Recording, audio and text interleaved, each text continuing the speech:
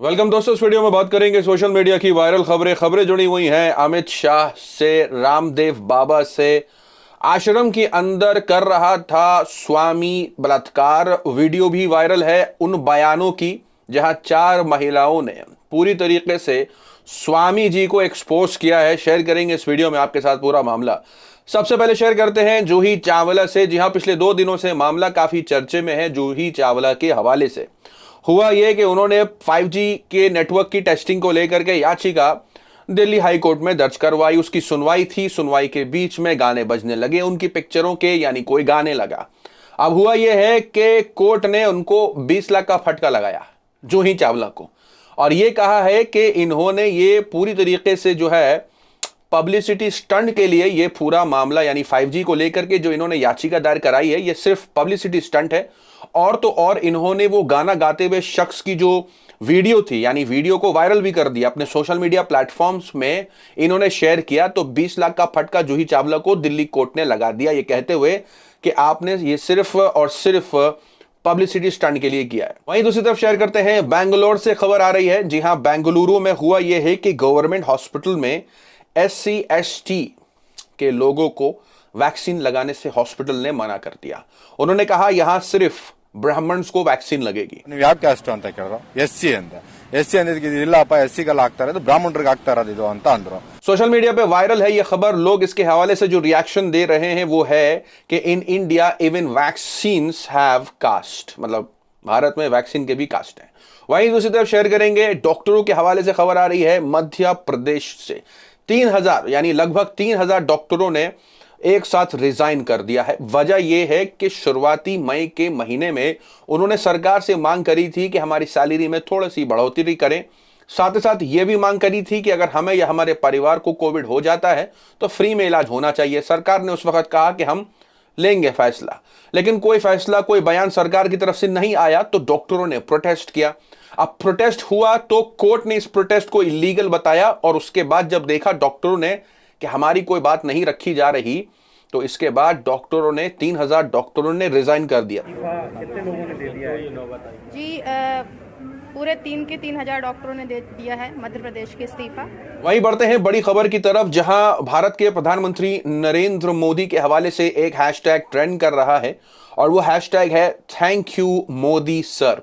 यह hashtag trend इसलिए भी कर रहा है क्योंकि जो स्टूडेंट्स है 12th के, जी हां, और जिनके एग्जाम्स बोर्ड्स के नहीं होंगे इस साल, एक खुशखबरी है उन लोगों के लिए कि उनको एग्जाम्स में नहीं बैठना पड़ेगा और वो यूं ही पास हो जाएंगे। लेकिन सोशल मीडिया पर thank you Modi sir trend करने लगा, और लोगों ने शेयर किया एक टूल किट। उस टूल किट के अंदर यह कहा जा रहा था बच्चों से कि आप जाएं, और कुछ ट्वीट्स दिए जा रहे थे कि इन्हें रीट्वीट्स करें, वीडियो बनाएं 1-1 मिनट की, और प्रधानमंत्री नरेंद्र मोदी का शुक्रिया अदा करें। जी हां, जो हैशटैग ट्रेंड कर रहा है और अभी भी कर रहा है वो है थैंक यू मोदी सर।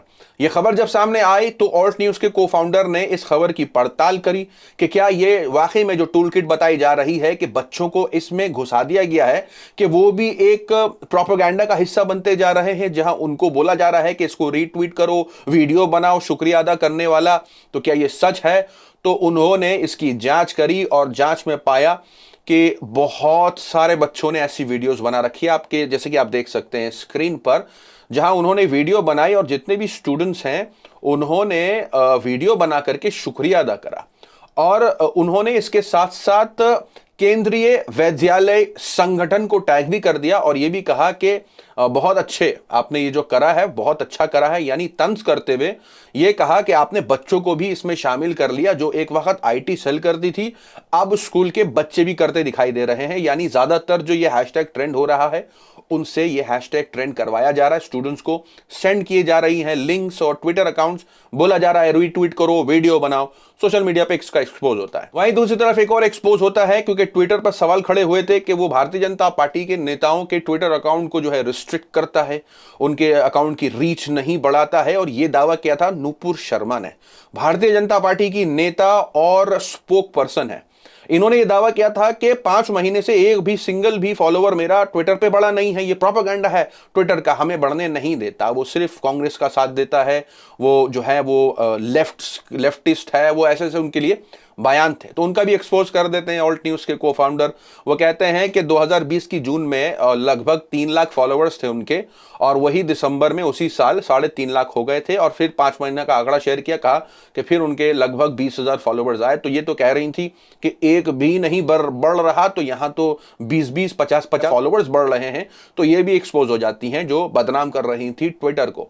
वहीं दूसरी तरफ शेयर करेंगे, बंगाल से बड़ी खबर आ रही है और फिर से भारतीय जनता पार्टी को झटका। पिछली बार शेयर किया था कि एक के बाद एक बंगाल में भारतीय जनता पार्टी को झटका लग रहा था। वजह यह थी कि जो लोग जो हैं टीएमसी को छोड़ करके भारतीय जनता पार्टी को ज्वाइन कर लिए थे, और इस उम्मीद से किया था उन्होंने कि हो सकता है बंगाल में बीजेपी की सरकार आ जाए, लेकिन जिस तरीके से वहां टीएमसी की सरकार जीती उसको देखते हुए वहां पर हंगामा मचा, और उस हंगामे की खबरें काफी वायरल रही।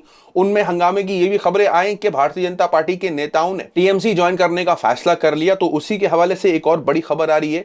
दैनिक भास्कर का जो दावा है वो ये है कि भारतीय जनता पार्टी के अध्यक्ष के बेटे समेत 33 विधायक टीएमसी में शामिल होना चाहते हैं। दैनिक भास्कर ने यह खबर निकाल के बताई। इसका मतलब यह है कि अभी भी बंगाल का चुनाव खत्म नहीं हुआ है, अभी भी भारतीय जनता पार्टी के नेता जो हैं टीएमसी में जाना चाहते हैं, और ये बड़ी खबरें बंगाल से निकल के आ रही हैं और भारतीय जनता पार्टी को बड़े झटके लग रहे हैं। वहीं दूसरी तरफ शेयर करेंगे दिल्ली के हवाले से अपडेट। कल एक खबर वायरल रही जहां वसीम खान, एक आम नागरिक और वो एक जिम्मेदार नागरिक का काम करते हुए दिल्ली पुलिस को कॉल कर देते हैं, यानी 100 नंबर डायल कर देते हैं। वजह यह होती है कि वो पड़ोस में हो रहे झगड़े, यानी उनके चाचा के घर के पड़ोस में हो रहे झगड़े को रिपोर्ट करना चाहते थे। पुलिस को रिपोर्ट करना महंगा पड़ गया, क्योंकि उन्होंने जब कॉल किया तो पुलिस उनको भी ले गई थी ये बोल करके कि आपसे भी हम लिखवाएंगे कि आपने क्या क्या देखा। ये बहाने वो ले गए और पुलिस ने उनको मारा पीटा। वो रिपोर्ट के अनुसार खान ने यह बताया, यानी वसीम खान ने यह बताया कि मुझे मारते हुए पुलिस कह रहे थे, गाली देते हुए, कि अब करेगा 100 नंबर पर कॉल, तुम लोगों ने नाक में दम कर रखा है, मुल्लो सालो, गालियों का इस्तेमाल भी किया। अब हिम्मत करेगा 100 नंबर पर डायल करने की, तुम लोगों ने जिस तरीके से माहौल बिगाड़ रखा है। और अनाप शनाप दिल्ली पुलिस ने अनाप शनाप वसीम खान को कहा, ऐसा वसीम खान ने द वायर को बताया। फिर पुलिस वालों ने देर रात यानी 2:30 बजे वसीम खान को छोड़ा, दर्द में घर लौटा। कुछ दिनों के बाद उसकी कमर का दर्द गया नहीं, तो टेस्ट कराया तो पता चला उसकी रीढ़ की हड्डी को इतना नुकसान पहुंचा है कि अभी वो उठ नहीं सकता, चल फिर नहीं सकता पुलिस की मार से। और उसका जुर्म सिर्फ इतना था उसके बयान के मुताबिक कि सिर्फ और सिर्फ उसने 100 नंबर डायल किया था।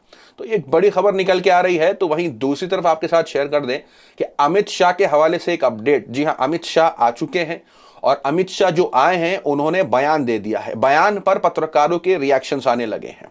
पत्रकारों से याद आया कि हमारे चैनल के साथ जुड़ चुकी हैं निखत अली। जी हां, जैसे कि हमने उनकी काफ़ी वीडियोस आपके साथ शेयर करी, आपसे दरख्वास्त करी कि उनके चैनल पर जाएं, सब्सक्राइब करें चैनल को। वजह यह कि आपको सही सटीक पत्रकारिता देखने को मिलेगी। लेकिन इससे बड़ी खुशखबरी और क्या हो सकती है कि वो पत्रकारिता आपको हमारे ही चैनल पर, यानी आपके अपने ही चैनल पर देखने को मिल जाए, यानी इसी चैनल पर। तो ज़रूर से सपोर्ट करिएगा। उनकी कोई भी खबर हो तो ज़रूर से उनको सपोर्ट करें, लाइक करें, शेयर करें और देखना ना भूलें। बढ़ते हैं अमित शाह से। जी हां, अमित शाह का बयान आता है और वो बयान में कहते हैं कि India under PM Modi successful for covid battle. मतलब अमित शाह के बयान के मुताबिक भारत अच्छे से लड़ा कोविड-19 की लड़ाई प्रधानमंत्री नरेंद्र मोदी के अंडर। मतलब लड़ा, अभी लड़ ही रहा है भारत, अभी लड़ना खत्म नहीं हुआ, ये लड़ाई जारी है। लेकिन अमित शाह आए सामने तो लोगों ने उनको ट्वीट और ट्रोल भी दोनों करना शुरू कर दिया। इस पर लिखा साक्षी जोशी ने कि इस नीचे जाते ही कई गायब लोग अचानक दिखाई देने लग गए हैं। तो कुछ लोगों ने इस पर रिएक्शन देते हुए ये भी लिखा, यानी आम लोगों ने, कि फाइनली होम मिनिस्टर एक गहरी नींद के बाद सामने आए हैं और रंग बिरंगी कॉमेडी बातें भी करने लगे हैं। तो लोगों ने प्रशांत किशोर का भी ट्वीट शेयर कर डाला, क्योंकि लोग प्रिडिक्ट कर रहे थे कि जब मामले 4 लाख पहुंच चुके थे तो किसी भी भारतीय जनता पार्टी के नेता की तरफ से कोई बयान नहीं आ रहे थे। प्रशांत किशोर ने प्रिडिक्ट कर लिया था कि जैसे मामले नीचे जाएंगे तो क्रेडिट लेने आ जाएंगे, और उसके बाद जब क्रेडिट लेंगे और फिर भी देखेंगे कि क्रेडिट लेने के बावजूद भी केस में कोई बदलाव नहीं है, तो वो इस बीमारी को किसी और के ऊपर लादने की कोशिश करेंगे कि फलां की गलती, ढिमका की गलती। और उसके बाद फिर भी अगर सिचुएशन कंट्रोल नहीं होती तो वो अपनी आर्मी, यानी भक्त की आर्मी के साथ वापस आएंगे और फिर से क्रेडिट लेने की कोशिश करेंगे। तो लोग शेयर करने लग जाते हैं और बोलते हैं कि हमें पहले से ही उम्मीद था कि जब मामले नीचे जाएंगे तो बाहर आएंगे अमित शाह और यही होता दिखाई दे रहा है। तो वहीं दूसरी तरफ अजीत अंजुम, इनका भी ट्वीट आता है इसी बयान पर और तंज कसते हुए लिखते हैं कि जी बिल्कुल ठीक कह रहे हैं सर, 2 महीने की कोरोना लहर से लाखों लोग मर गए, ये कोई बड़ी बात थोड़ी है। 135 करोड़ के देश में अगर इतने लोग बिना इलाज, बिना ऑक्सीजन, बिना अस्पताल के मर भी गए तो क्या हुआ? मोदी जी के अंडर जो हुआ बहुत कम हुआ है, अब सब कंट्रोल में है। सोशल मीडिया पे एक तरफ ये खबरें हैं तो वहीं दूसरी तरफ अभिसार शर्मा गोदी मीडिया को एक्सपोज कर देते हैं, क्योंकि गोदी मीडिया जो चला रहा है, जो खबरें हमने आपके साथ शेयर करी, इन सारी खबरों पे आदमी डिबेट कर सकता है क्योंकि ये एक बड़े मुद्दे हैं, लेकिन गोदी मीडिया में इन पर कोई डिबेट नहीं हुई। गोदी मीडिया में जिस पर डिबेट हुई वो थी मेहुल चौकसी। अभिसार शर्मा ने एक्सपोज कर दिया और लोगों से सवाल पूछा कि आपके लिए जरूरी क्या, अब आपको जरूरी हो गया है अपनी आवाज उठाना, सवाल पूछना उस मीडिया से यह सवाल पूछना कि किसके बिहाफ में आप पत्रकारिता कर रहे हैं। इंडिया टुडे देश का सबसे बड़ा न्यूज नेटवर्क, हर जगह मेहुल चौकसी की खबर थी। मैं आपसे जानना चाहता हूं आपके लिए क्या जरूरी है? मेहुल चौकसी की पत्नी से कोई बातचीत या वैक्सीनेशन को लेकर इस सरकार ने किस तरह के अपराध किए हैं और उस मुद्दे को लेकर सुप्रीम कोर्ट ने इन्हें किस तरह से एक्सपोज किया है, वो खबर। वहीं दूसरी तरफ शेयर करेंगे रामदेव बाबा को फिर से एक बहुत बड़ा झटका, और झटके के बाद दिल्ली हाईकोर्ट ने जो कहा वो भी शेयर कर दे। रामदेव बाबा जिस तरीके से एलोपैथी दवाइयों पर सवाल खड़े कर रहे थे, दिल्ली हाईकोर्ट ने उनको समन किया क्योंकि डॉक्टरों की तरफ से उनके ऊपर मामला दर्ज करने का बड़ी कार्रवाई की बात हुई थी। दिल्ली कोर्ट ने इस मामले को रद्द कर दिया, कहते हुए कि रामदेव बाबा का अपना ओपिनियन है, वो अपना ओपिनियन रख रहे हैं, इससे हम उन पर मामले दर्ज नहीं कर सकते। लेकिन वहीं दूसरी तरफ शेयर कर दी, अतुल अग्रवाल ने इनको पूरी तरीके से एक्सपोज कर दिया।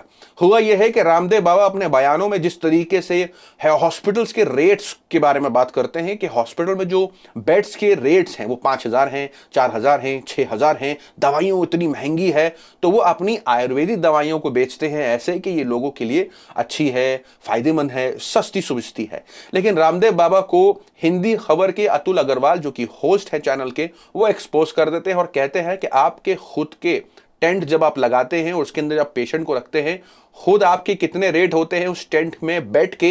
एक झलक उनका बयान सुने। और दूसरी बात ये कि आप कह रहे हो कि मेदांता, मैक्स, अपोलो और कोकिलाबेन जैसे बड़े अस्पतालों में 5,000 रुपए प्रतिदिन से कम का कमरा नहीं है। तो भाई साहब, आपके जो राज ऋषि, मुनिराज, महर्षि और तपस्वी आम के पेड़ के बाजू में जो टेंट लगाए हैं आपने लाला रामदेव, तो यहाँ पे भी तो भाव 6,000, 5,500, 4,000, 4,500 पर डे का भाव है, और जो दवाई आप दोगे वो अलग से। वहीं दूसरी तरफ शेयर कर दें बड़ी खबर। जी हां, ये खबर असल जुड़ी है जयपुर से। जयपुर का मामला है तपस्वी बाबा। जी हां, तपस्वी बाबा नाम है उनका, और वह पूरा आश्रम की स्टोरी की तरह महिलाओं को नशे की दवाइयों के साथ उनके साथ बदसलूकी करते थे। बदसलूकी भी एक अच्छा टर्म इस्तेमाल कर रहा हूं उनके लिए। आर्टिकल क्या है वो मैं आपको पढ़ के सुना देता हूं। तपस्वी बाबा का काला चिट्टा सामने आया है। खुद को भगवान बताता था, आधी रात को सेवा के लिए बुलाता था, फिर प्रसाद में भांग खिलाकर रेप करता था। 4 महिलाओं ने उनके खिलाफ मामला दर्ज कराया। हिम्मत की दाद देनी होगी उन औरतों की, और बयान भी मैं शेयर कर दूंगा उन्होंने अपने बयान में क्या कहा। लेकिन उससे पहले शेयर कर दूं कि ये शादीशुदा हैं। जी हां, ये जो बाबा अपने आप को कह रहे हैं ये शादीशुदा हैं, इनके 2 बच्चे हैं, आश्रम से कुछ ही दूर रहते हैं, अपने आश्रम ही में भांग उगाते थे, उसी भांग को कभी किसी चीज में मिला करके महिलाओं को खिलाते थे। महिलाओं के साथ बच्ची, जो भी बयान में आपको सुनाऊंगा, लेकिन जिस तरीके से इन्होंने पूरा षड्यंत्र रचा है, इनका पूरा एक्सपोज किया है। 4 महिलाओं ने आकर के एक्सपोज कर दिया है। सुने उनका बयान। तो उसकी तारीफ करता है कि ये बाइक किसकी है, ये तो लक्ष्मी स्वरूपा है, ये पुण्यवती है, भाग्यशाली है। फिर वो महिला जब पास में आकर बैठती है, उसके परिवार के सदस्य भी जब पास में आकर बैठते हैं और अपनी परेशानी बताते हैं, तो वो कहता है कि यहाँ आश्रम में रुको और आश्रम में रुककर सेवा करो, गायों की सेवा करो, ऐसा बोलकर परिवार के एक सदस्य को और उस महिला को रोक लेता है। 2-3 दिन या थोड़ा टाइम निकल जाने के बाद उसे अपनी सेविकाओं के द्वारा रात को अपने कमरे में बुलाता है और फिर उनका शोषण करता है। किसी को ना बताए इसलिए उनको घर बर्बाद करने की धमकी देता है और फिर बार बार उनका शोषण करता रहता है। मैं वहाँ अपनी पारिवारिक कलेश की वजह से गई थी और वहाँ जाने के बाद उसने मुझे 7-8 दिन आश्रम में रुकने के लिए कहा। अपनी सेविकाओं के द्वारा मुझे अपने रात को अपने कमरे में बुलाया। वहाँ उसने मुझसे हाथ पैर दबाए, फिर धीरे धीरे वो हाथ पैर से अपनी छाती, सिर वगैरह सब दबाने लग गया। फिर मुझसे धीरे धीरे कहने लगा कि मैं तुम्हारा समर्पण भाव देखना चाहता हूँ, गुरु को सब कुछ समर्पित कर दो। उसने मुझसे कहा अपने वस्त्र उतारो। जब मैं नहीं उतारी नीचे आ गई तो मुझसे कहता मैं तो तुम्हारी परीक्षा ले रहा था। मेरे परिवार को जान से मारने की धमकी दी और उसने मेरे साथ बलात्कार किया। मुद्दा ये नहीं है कि ये रेप्स कौन कर रहा है, मुद्दा ये है कि ये सब हो क्यों रहा है। क्योंकि जिस तरीके से बयान ये आया सामने उन महिलाओं का कि उनको बहला फुसला करके, उनकी तारीफ करके उनको फंसाया जाता था, तो ये जो धर्म गुरु हैं ये धर्म को अच्छी तरीके से जानते हैं, जबान की कलाकारी जानते हैं। और मैं इतनी सारी बातें आपके सामने रखता हूं, कभी कभी मुझे लगता है कुछ बड़ा ना हो जाए, लेकिन जी हाँ, जबान से एक बड़ा जादू होता है। जब आप अंदर से किसी की बातें जान लेते हैं कि उसे किस चीज़ से नफरत और किस चीज़ से खुशी मिलती है, तो आपके पास एक बहुत बड़ी ताकत आ जाती है जिसका फ़ायदा आप उठा सकते हैं। जिन्हें तारीफ़ की भूख होती है बस तारीफ़ करे, देखिए वो आपके वश में आ जाएगा। और जिसे किसी से नफरत है तो उसके सामने उसकी बुराई करे, वो भी वश में आ जाएगा। तो ये एक बहुत बड़ा जादू है जो इस दुनिया पे इस वक्त चल रहा है। लोग और बड़े बड़े धर्म गुरु इसका इस्तेमाल कर रहे हैं। इसी का इस्तेमाल करके वो औरतों के साथ दुष्कर्म किया करता था। आपने जैसे कि उनकी रिपोर्ट में देखा कि उन महिलाओं ने अपने बयान में क्या कहा। लेकिन धर्म सीखना इसलिए भी जरूरी है क्योंकि हमें सब कुछ पता होना चाहिए कि धार्मिक किताबों में और ये जो गुरु कर लेते हैं किस तरीके से लोगों पर जो है वो काबू कर लेते हैं, ये समझना जरूरी है। ये सारा खेल ज़बान ज़हन का है, इसे ही धर्म सिखाता है और धर्म इसीलिए जरूरी है हम सभी को सीखना। इन सारी खबरों को लेकर आपकी अपनी क्या राय है कमेंट में जरूर बताएं। मिलते हैं आपसे अगली वीडियो में, तब तक के लिए अपना ख्याल रखें।